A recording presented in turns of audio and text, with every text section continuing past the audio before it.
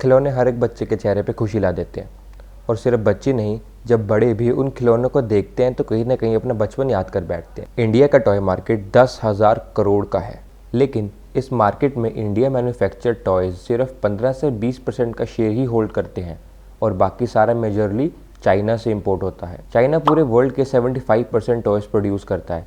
हमारे देश में करीब 4,000 टॉय मैन्युफैक्चरर्स हैं, लेकिन इसमें से मेजॉरिटी स्मॉल स्केल मैन्युफैक्चरर्स हैं जो कि कोई अनऑर्गेनाइज सेक्टर्स के अंडर है और वो हमारे देश की टॉय डिमांड को पूरा नहीं कर पाते।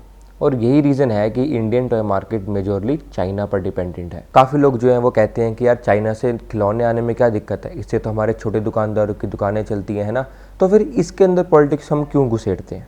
लेकिन सच्चाई से परे जा चुके ऐसे लोगों को मैं बताना चाहता हूँ कि ये जो टॉयज़ चाइना प्रोड्यूस करता है इनके सेफ्टी स्टैंडर्ड्स काफ़ी लो होते हैं।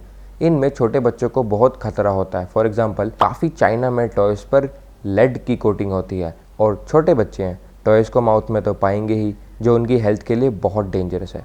काफ़ी कंट्रीज़ ने चाइना में टॉयज़ को टॉक्सिक करार देकर बैन भी करा हुआ है, लेकिन इंडिया में अभी तक ये टोटली बैन नहीं हुए हैं। पिछले कुछ सालों में चाइना से इंपोर्ट के ऊपर काफ़ी कुछ सुनने में आया है। कभी बात बॉयकॉट की होती है तो कभी आत्मनिर्भर भारत की होती है। 2020 में भारत सरकार ने चाइना से आने वाले टॉयज़ पर 60% इंपोर्ट ड्यूटी कर दी।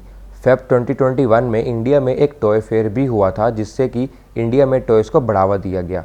मेरे ख्याल में ये बहुत ही अच्छे और बहुत ही ज़रूरी स्टेप्स थे जो कि लेने चाहिए थे और जो कि लिए भी गए, क्योंकि चाइना इंडिया को बस एक डंपिंग ग्राउंड समझता है और हमारे साथ बिजनेस करता है। और ऐसे प्रॉफिट का क्या फ़ायदा जो हमारे देश के लिए लॉन्ग टर्म में एक लॉस की तरह साबित हो। आप लोग भी जब कोई खिलौना लेने जाते हो किसी बच्चे के लिए या अपने दोस्त के लिए या फैमिली में किसी के लिए भी, तो ये ध्यान रखना कि वो मेड इन इंडिया हो। अगर आपके पास ऑप्शन है कि आप मेड इन इंडिया या चाइना में से चूज़ कर सकते हो तो हमेशा अपने देश को ही चूज़ करें।